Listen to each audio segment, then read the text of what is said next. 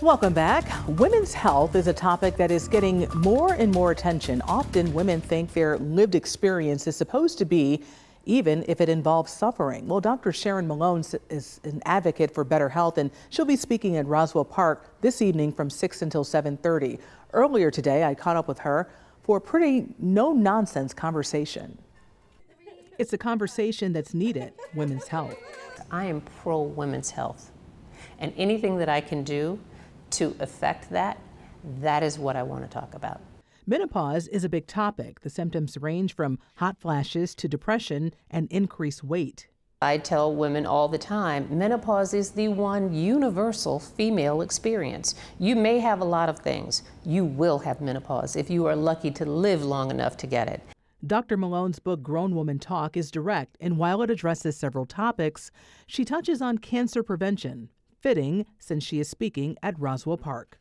We can still innovate and be on board for all the research that needs to be done, but we can also learn about healthy behaviors that we can institute before we get cancer. And when it comes to Black women, they go through menopause earlier. Their symptoms are more severe, last longer, which increases your risk for serious diseases as you age.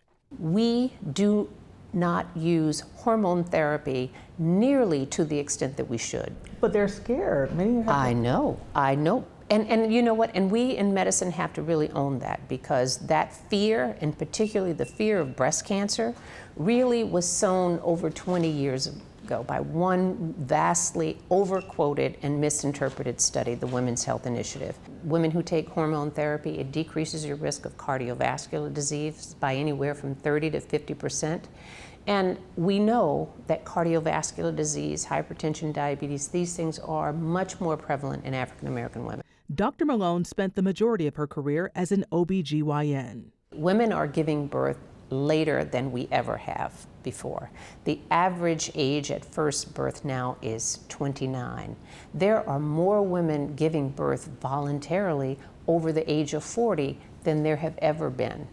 And let me say that just giving birth later gives you more time to accumulate some of the health problems that may be problematic in pregnancy.